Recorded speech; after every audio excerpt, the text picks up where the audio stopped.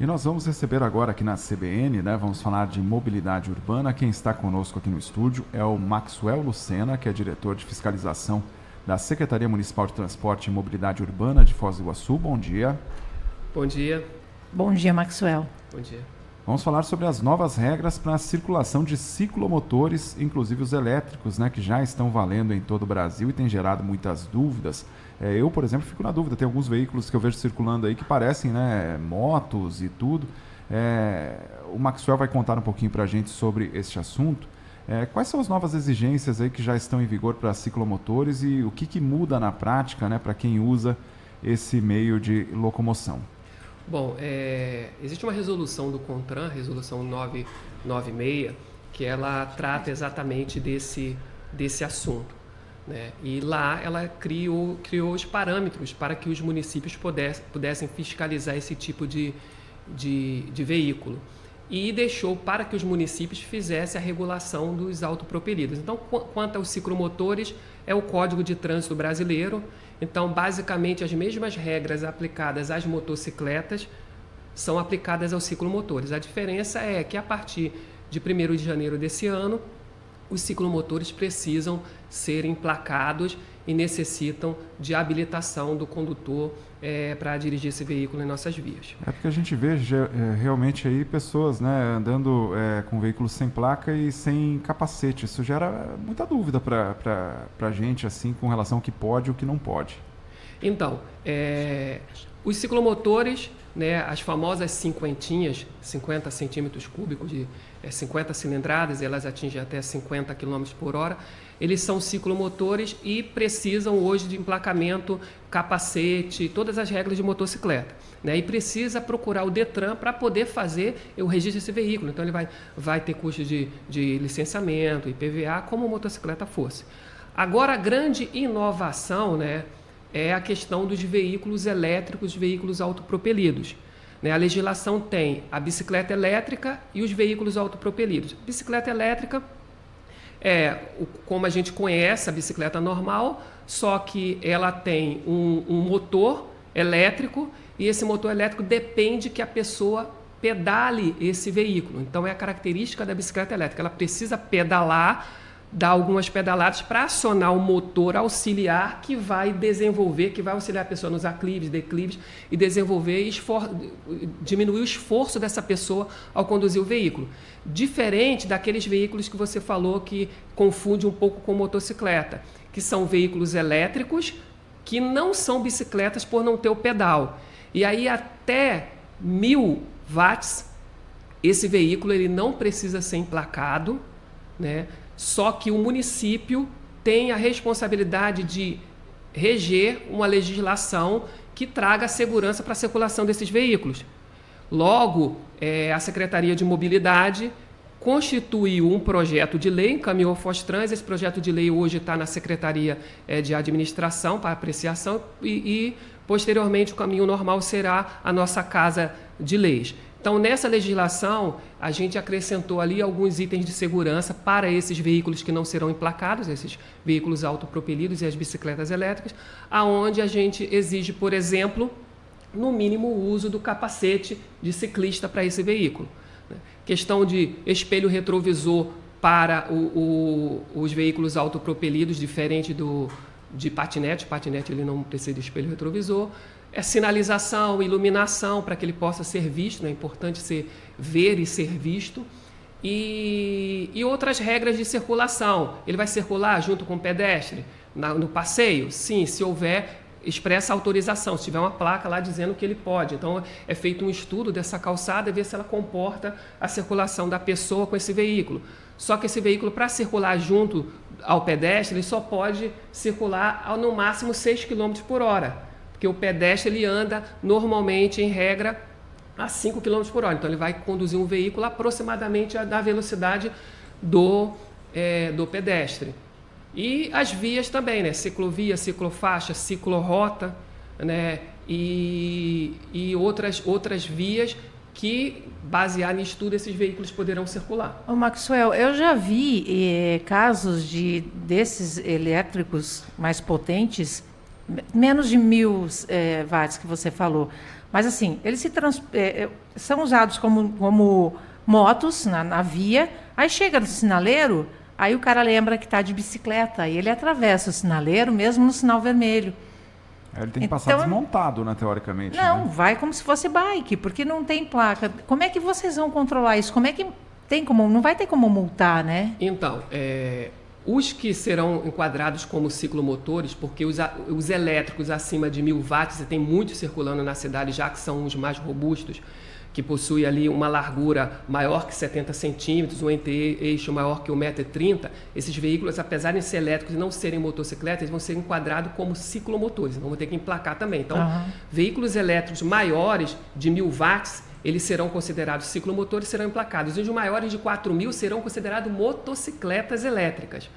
Então, isso que você falou, mencionou, realmente eu tenho observado, às vezes eu estou no sinal de trânsito, eu parei ali no sinal de trânsito, o veículo que estava circulando comigo, como se fosse uma motocicleta, o sinal fechou para os outros veículos, ele não para, ele segue e ultrapassa o sinal vermelho. Então, o papel da fiscalização vai ser importante, porque quando esse veículo não estiver emplacado, vai ter que ter um agente de trânsito que vai ter que fazer uma abordagem, né, para poder parar esse veículo. Então, eu visualizo ali um ponto num sinal onde tem um agente de trânsito, ele visualiza, passa uma comunicação para um outro agente que está mais à frente para abordar esse veículo e verificar as condições do condutor, as condições do veículo. E na nossa legislação, né, nesse projeto de lei, existem as infrações. São 3 tipos de infrações e quando eu falo infrações também as penalidades, né, de multa, remoção e tal. Então vários municípios no país já legislaram sobre esse tema, então criam multas administrativas e as nossas multas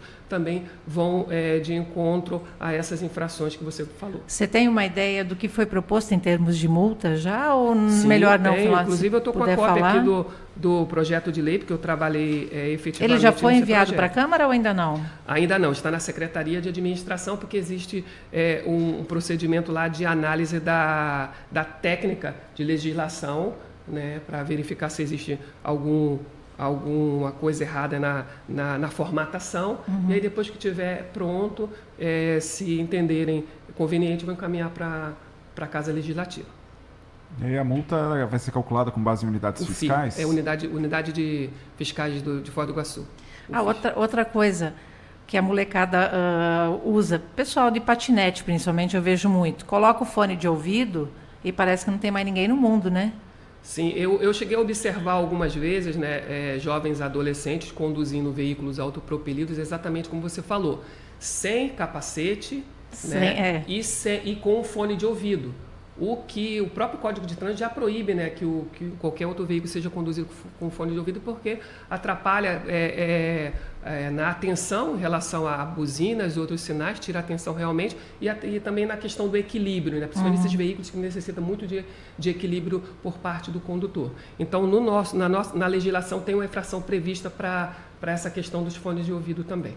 E tem algum lugar onde o pessoal possa buscar informação oficial, Maxwell, que não... Porque tem muita informação perdida, assim, e você não sabe o que é verdade, o que não é. Até sobre a questão de habilitação, o que precisa, né, para ciclomotores e tudo. Sim, pode ser feito contato com o Fostrans ou com a Secretaria de Transporte e Mobilidade Urbana. Nós estamos à disposição para tirar qualquer dúvida do cidadão. Inclusive, você citou um fato muito interessante, que eu tenho visto, inclusive, muitos vídeos no Instagram. O Instagram hoje é um meio de mídia muito utilizado, e o pessoal, muita gente falando informações erradas em relação ao tema, inclusive falando que patinete vai ter que emplacar, etc. e tal. Então, não é isso. Vocês pretendem fazer alguma ação educativa para esse público? Sim. Quando a legislação ela visa sempre a proteção da vida, né? Então, reduzir acidentes, evitar que acidentes ocorram, né? Então, a gente está perto ao lado do Paraguai, fronteira com o Paraguai, existe ali a facilidade de adquirir esse tipo de veículo muito mais que em outras regiões. Então, a gente fica preocupado. Já ocorreram alguns acidentes na cidade com patinete. No Paraná, nós já tivemos óbitos em outras cidades. Então, essa é a nossa preocupação. Então, sim, nós temos uma escola de trânsito dentro do Fostrans, né, que vai atuar intensamente em cima desse tema. Eu mesmo já dei algumas palestras esse ano na Itaipu, em hotéis, em faculdades, tratando do tema. A gente tem que ampliar um pouco mais nesse aspecto, né? E quando a gente fala desses autopropelidos, a gente precisa pensar na fiscalização, que aí vem a questão do projeto de lei, e a gente precisa também pensar na questão da infraestrutura cicloviária. Então, hoje Foz do Iguaçu tem um parque de ciclovia já relevante, extenso, né? Nós temos ciclovias e ciclofaixas, mas a gente também precisa pensar em meios de ligar algumas ciclovias, que chegam no momento ela é interrompida e só mais à frente inicia outra, né? A gente pensar para romper essas barreiras, esses obstáculos que tem entre uma ciclovia e outra, e também pensar na questão de ciclorotas, que não tem em Foz do Iguaçu ainda, então necessita fazer um estudo para implementar ciclorotas, e a questão dos bicicletários, porque a mobilidade ativa, né, ela pode ser integrada ao transporte coletivo. Então eu imagino, né, por exemplo, um bicicletário junto ao terminal de transporte urbano, junto ao TTU. Ou para você alugar uma bicicleta também numa dessas. Sim, existe também empresas que fazem esse tipo de aluguel. E aí você chega no TTU, coloca a sua bicicleta num bicicletário seguro, pega um ônibus, vai para o seu trabalho, quando você retorna, você desce no terminal e pode seguir o retorno para a sua casa de bicicleta. Isso já é doutrina dentro desse tipo de transporte, é conhecido como primeira e última milha, né, dentro da mobilidade ativa. Eu aqui em Foz do Iguaçu sugiro, inclusive, a questão das praças, né, implantarem algumas praças. Porque, assim, terminal a gente tem só aqui no centro, mas, assim, né, nos bairros ali, locais, eixos das avenidas, onde tem bastante circulação de ônibus, de repente é interessante, né? Alguém que mora num bairro, ter ali na República Argentina, por exemplo, uma parada, eu acho que já ajuda bastante também. A Secretaria de Mobilidade hoje, ela tem pensado, né, em 5 bicicletários, então foi o que a gente planejou dentro do plano plurianual para Foz do Iguaçu. Maxwell, vocês trabalham bastante com educação. Tem algum site para que paraguaios e argentinos, por exemplo, possam ter informações do trânsito aqui em Foz? Porque eu vejo principalmente agora, com essa época de férias, agora que eles vêm para cá, alguns para passear por aqui, outros para seguirem para uma praia.